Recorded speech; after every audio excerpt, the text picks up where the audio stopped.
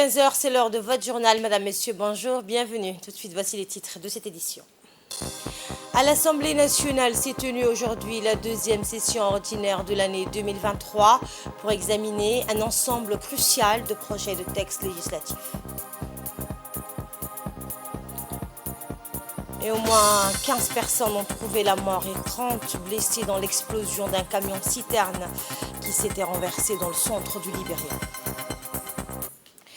Je vous le disais à l'instant, dans le cadre de la deuxième session ordinaire de l'année 2023, l'Assemblée nationale s'est réunie ce jeudi sous la présidence du chef de l'hémicycle national de l'État, Mohamed l'État, pour examiner un ensemble crucial de projets de textes législatifs. La séance présidée par le président de l'Assemblée nationale a compté la participation du Premier ministre, Abdulkader Kamel Mohamed, ainsi que des parlementaires et des membres du gouvernement. L'ordre du jour a été dominé par l'examen de plusieurs projets de loi marquant une étape importante dans la gouvernance financière du pays. Parmi ces projets, le projet de loi de finances numéro 64 de l'année 2023 de la 9e législature détaillant le budget initial de l'État pour l'exercice 2024 a suscité des débats intenses au sein de l'hémicycle. Lors de l'examen des projets de loi, les parlementaires ont posé des questions pointues aux membres du gouvernement présents. Ces échanges ont permis d'obtenir des clarifications et des éléments de réponse détaillés, démontrant l'engagement des représentants du peuple à assurer une gouvernance transparente et responsable. Le projet de loi de finances numéro 64 de l'année 2023 de la 9e législature, centrale dans les délibérations, a été scruté avec une attention particulière, axée sur la gestion des recettes et des dépenses publiques. Il a été le sujet des préoccupations majeures parmi les parlementaires. Lors de cette séance, le président de l'Assemblée nationale a salué les réalisations remarquables de la Commission des finances en mettant en avant l'analyse approfondie du projet de loi de finances initiale pour 2024. Il a exprimé au nom de toute l'Assemblée des vœux bienveillants et optimistes pour l'avenir, soulignant l'importance de la responsabilité partagée dans la gestion des affaires publiques. Cette séance parlementaire a ainsi marqué une étape significative dans le processus décisionnel du pays, illustrant l'engagement continu envers une gouvernance transparente et efficace. Les débats approfondis sur les questions financières cruciales témoignent de la volonté des représentants du peuple de veiller à la prospérité économique et au bien-être de la nation.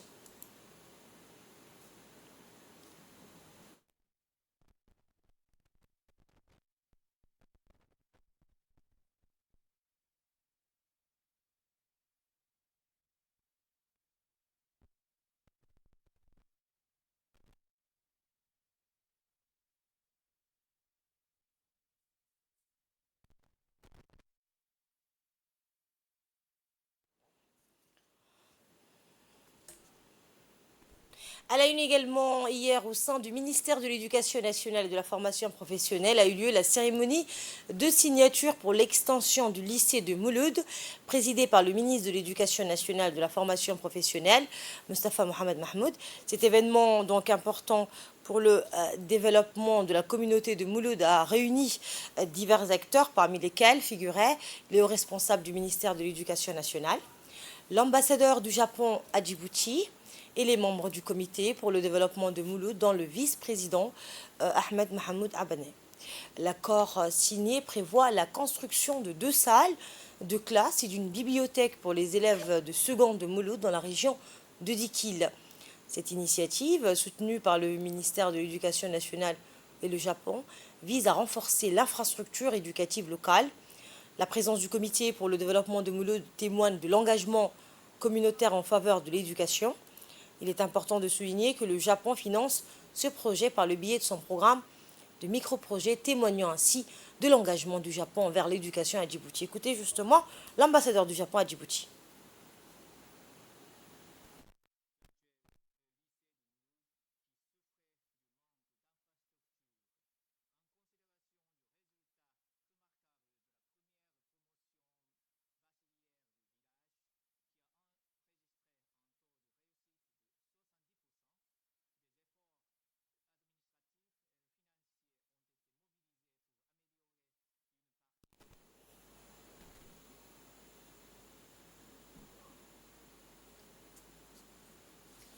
logés au sein de l'école à côté.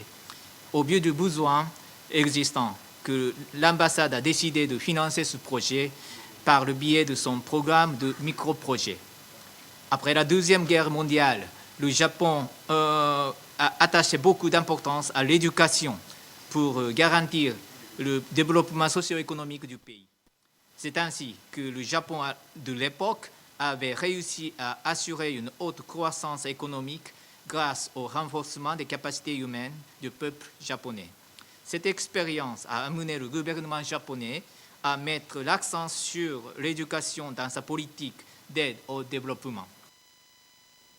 Écoutons pour plus de précisions le ministre de l'Éducation nationale, M. Moustapha Mohamed Mahmoud. Aujourd'hui, dans le cadre de ce projet, vous allez également appuyer ou accompagner le ministère de l'Éducation nationale dans l'extension de ce lycée de Mouloud.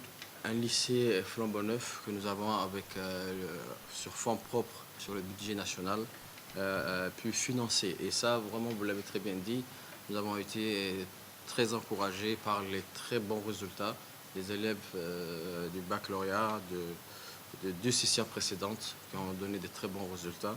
Cela nous a encouragés vraiment à ce que, bien sûr, ces élèves puissent avoir un lycée propre avec les standards qu'il faut et pour qu'ils puissent, bien sûr, éviter de se déplacer des Mouloud vers Dekil parce qu'avant, lorsqu'ils étaient au collège, il y avait beaucoup de perditions aussi parce qu'ils partaient vers Dekil. C'était difficile, les conditions de travail étaient difficiles pour les élèves de se déplacer des Mouloud en bus pour aller jusqu'à Dekil.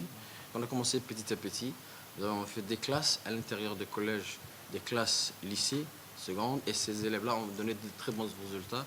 Ils nous ont encouragés, ce qui a fait que, bien sûr, avec beaucoup de difficultés, nous avons pu finaliser cette salle de classe opérationnelle que d'ailleurs aujourd'hui les élèves des lycées utilisent. Et cette extension de plus va encore améliorer les conditions de travail de ces élèves. Et le gros village de Mouloud aura vraiment un lycée digne de ce nom. Sous le patronage du ministre des Affaires musulmanes et des biens Warf, Moumin Hassan Balel, l'attachement religieux à l'ambassade d'Arabie Saoudite à Djibouti a tenu hier soir à l'hôtel Sheraton une cérémonie dédiée à la clôture des activités réalisées pendant l'année 2023, correspondant à l'année 1445. Cette cérémonie s'est déroulée en présence de l'ambassadeur du serviteur des 2 saintes mosquées à Djibouti, Faisal Ben Soldan al-Rabani, et du doyen du corps diplomatique, l'ambassadeur de la République du Yémen à Djibouti. Et bien en outre, des membres de la mission saoudienne ainsi que l'attaché religieux Mohamed al-Shaybani et d'autres invités. Au cours de l'événement que l'attaché religieux de l'ambassade saoudienne organise régulièrement chaque année, les premiers lauréats du concours de mémorisation du Saint-Coran ont reçu les certificats et des récompenses financières. Les membres du jury ont également été honorés, ainsi que le ministre des Affaires musulmanes et le doyen du corps diplomatique, outre l'ambassadeur du serviteur des 2 saintes mosquées pour leur soutien au programme et activités de l'attaché qui variaient entre plaidoyer, sensibilisation et intellectuel. Il est à noter que le concours de mémorisation du Coran a regroupé cette année environ 150 mémorisates issus des écoles privées arabes de différents centres de mémorisation du Saint-Coran.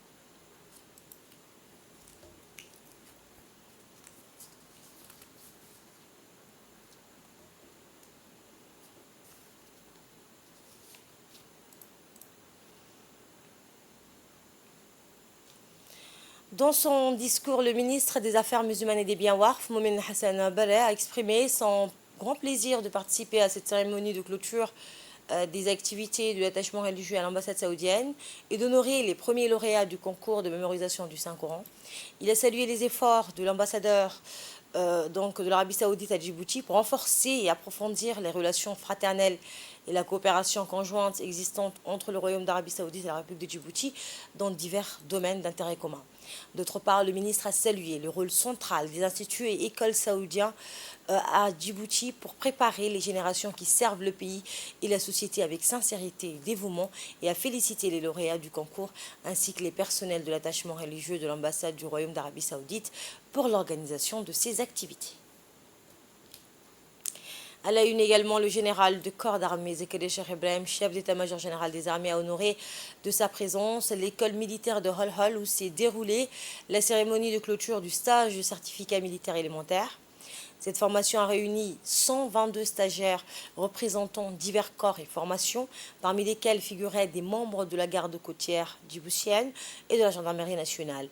Le général a accueilli avec les honneurs militaires marquant le début d'une cérémonie solennelle en présence du commandant de l'école militaire, le lieutenant-colonel Mohamed Jamar Qayad, ainsi que d'éminents invités.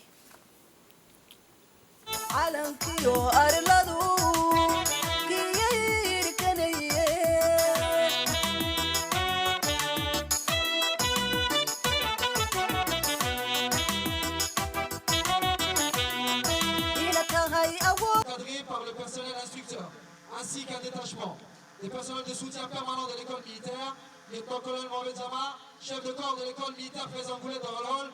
À vos ordres, mon général!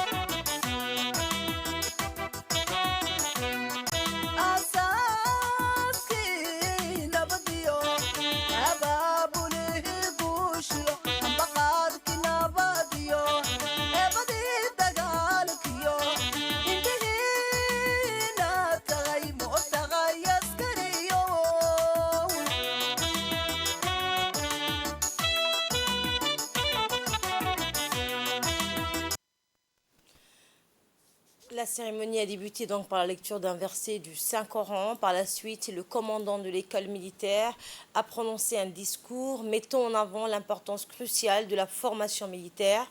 Il a souligné les accomplissements exceptionnels des stagiaires au cours du programme, soulignant l'engagement et la détermination qui les ont guidés tout au long de leur parcours. وما هذه الحياة الدنيا إلا لهو ولعب وإن الدار الآخرة لهي الحيوان لو كانوا يعلمون فإذا ركبوا في الفلك دعوا الله مخلصين له الدين فلما نجاهم إلى البر إذا هم يشركون وإن الله لمع المحسنين صدق الله العظيم.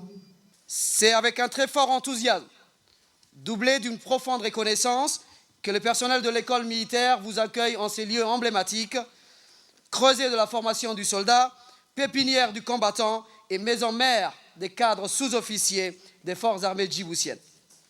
Avant d'entamer mes propos, je souhaiterais, au nom du personnel de l'école militaire et en mon nom propre, souhaiter la bienvenue au chef d'état-major général des armées, le général de corps d'armée Zakaria Cheikh Ibrahim, qu'il ne manque aucune activité de prestige organisée au sein de notre chère école, quelles que soient les circonstances. Nous vous remercions, mon général. La cérémonie qui nous réunit aujourd'hui est consacrée à la clôture d'un stage de certificat militaire élémentaire, CME, réalisé au profit de 122 stagiaires de corps issus de corps et formations, ainsi que des personnels de la garde-côte et de la gendarmerie nationale, une première depuis ma prise de fonction. Il s'est tenu à l'école militaire durant 3 mois. Le but du stage était de former des chefs capables de commander une équipe au quotidien et en mesure de les conduire à la guerre dans le cadre d'un combat de haute intensité.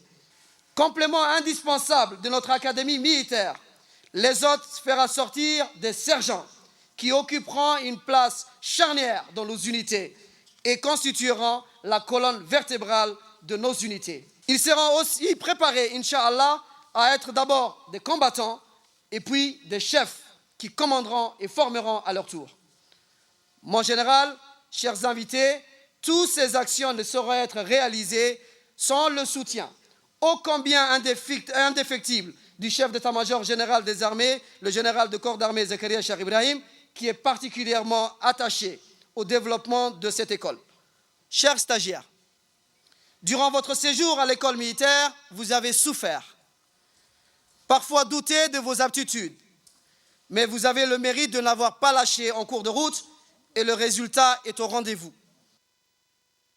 La proclamation des résultats réalisés par le directeur du stage a révélé un taux de réussite remarquable avec 118 stagiaires sur 122 ayant obtenu leur certificat militaire élémentaire, affichant une moyenne générale de 14. Le chef d'état-major général des armées a ensuite remis des certificats aux 5 premiers du stage, félicitant individuellement chaque lauréat pour son dévouement exceptionnel et ses performances remarquables. Distinction des hauts commandements militaires. L'examen visant à évaluer les stagiaires se sont déroulés en 2 temps.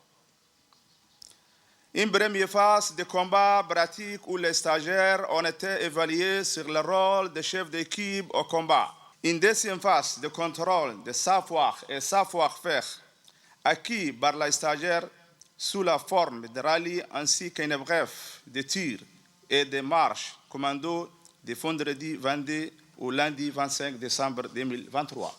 Se sont présentés aux examens finaux l'ensemble des candidats inscrits au stage CME, soit 122 stagiaires. La moyenne générale des stages est de 14 sur 20, ce qui est satisfaisant. La moyenne la plus élevée est de 16 sur 20 et la plus basse 11 sur 20. Les commandements ayant fixé la barre de réussite au stage à 12 sur 20, 118 candidats sont déclarés réussis pour les certificats militaires élémentaires et 04 sont en situation d'échec. Félicitations, le mérite revient bien attendu à vos cadres et instructeurs ici présents. Récompensons aux lauréats de ces stages. Merci de votre attention.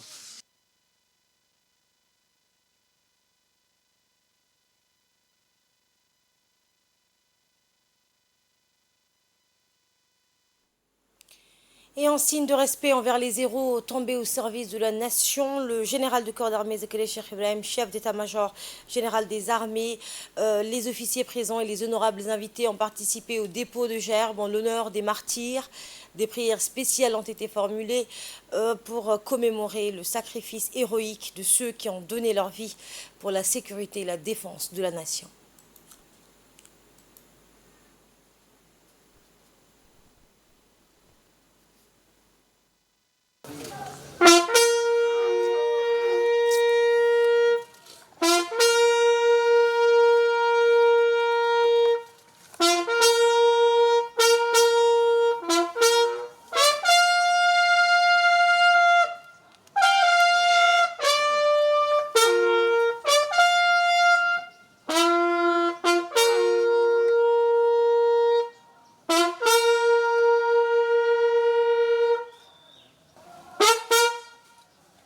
في سبيل الله أمواتا بل أحياء عند ربهم يرزقون فرحين بما آتاهم الله من فضله ويستبشرون بالذين لم يلحقوا بهم ألا خوف عليهم ولا هم يحزنون صدق الله العظيم. اللهم اغفر لهم وارحمهم واعف عنهم واكرم نزلهم. اللهم وسع مدخلهم وادخلهم الجنة واغسلهم بالثلج والماء والبرد. اللهم نور مرقدهم وعدل مشهدهم وطيب مضجعهم. اللهم عاملهم بما انت ولا تعاملهم بما مالهم. اللهم اجزهم عن الاحسان احسانا عن الاساءة عفوا وغفرانا. اللهم انزلهم منزلا مباركا وانت خير المنزلين. اللهم منزلهم منازل الصديقين والشهداء والصالحين. امين امين امين. واخر دعوانا الحمد لله رب العالمين وصلى الله على سيدنا محمد وعلى اله وصحبه وسلم. الفاتح. Et par la suite, la cérémonie s'est conclue par une animation musicale assurée par le groupe musical de l'école militaire, ajoutant une note artistique à cet événement. Après un rapide échange de cadeaux, le général Zakaria Cheikh Ibrahim a quitté Hol Hol sous les acclamations chaleureuses des militaires de l'école militaire, marquant ainsi la réussite et l'impact significatif de cette cérémonie de clôture.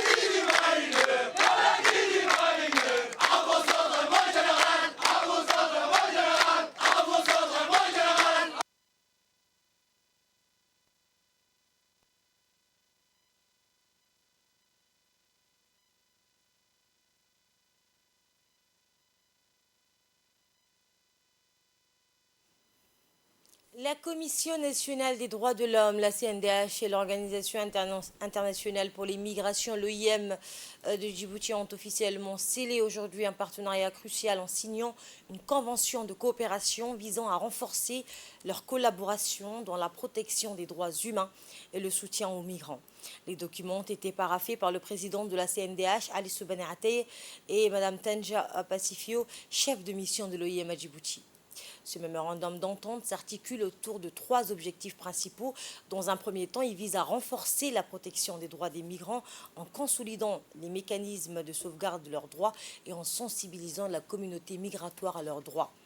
Écoutons Mme Tanja Pacifio, chef de mission de l'OIM. Elle a salué cette collaboration prometteuse. L'histoire de la région et ça va continuer. Nous souhaitons que la mobilité humaine soit un choix de la personne et que ce ne soit pas un choix obligé par manque d'opportunités, que ne soit pas à cause de conflits, à cause de pauvreté et à cause des dynamiques qu'on est en train de voir dans le monde qui poussent de fois en fois plus de monde à laisser leur maison, laisser leur pays pour chercher des opportunités meilleures ou pour chercher juste la paix et la tranquillité de pouvoir vivre une vie normale comme tous nous souhaitons. L'OIM souhaite soutenir le travail du CNDH, c'est extrêmement important et on va continuer pendant l'année 2024 à se soutenir et peut-être à travailler encore plus prochainement pour trouver des synergies, des activités communes conjointement. Ce mémorandum d'entente s'inscrit dans une vision commune de promouvoir une société où les droits de tous, indépendamment de leurs origines, sont respectés et protégés. La Commission des droits de l'homme et l'OIM anticipent avec enthousiasme les résultats positifs de cette collaboration durable. Le président de la Commission nationale des droits de l'homme, Ali Soubani Ateye, a exprimé sa satisfaction quant à ce partenariat, soulignant l'importance de travailler ensemble pour garantir la protection des droits de tous, indépendamment de leur statut migratoire. Nous l'écoutons. Signer une convention entre la Commission nationale des droits de l'homme et l'OIM, la question migratoire est une problématique qui se pose avec beaucoup d'acuité et de plus en plus criante au regard de l'actualité régionale. La Commission des droits de l'homme compte appuyer l'OIM en se proposant d'accompagner certaines de leurs missions et amener des missions conjointes afin de sensibiliser non seulement la population djiboutienne, mais l'ensemble des acteurs de la société civile pour un meilleur respect des droits humains des migrants, mais aussi amener les sensibilisations nécessaires auprès des donateurs internationaux pour que cette question ne soit pas oubliée dans la mobilisation des fonds. En effet, avec la représentante résidente, nous avons pu nous rendre compte que cette question n'aurait pas les financements nécessaires et au vu de la tragédie humaine que représentent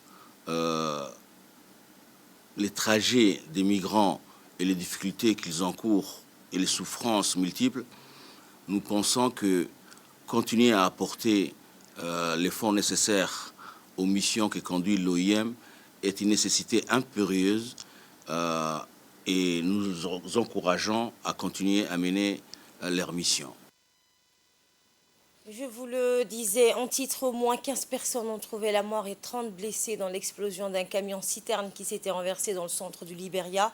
Les victimes sont essentiellement des riverains qui s'étaient donc afflués sur le lieu de l'accident. Selon les autorités et selon une source policière, certains habitants avaient commencé à absorber le gaz qui s'échappait lorsque le camion-citerne a explosé, faisant des blessés et des morts. Et le bilan reste encore provisoire.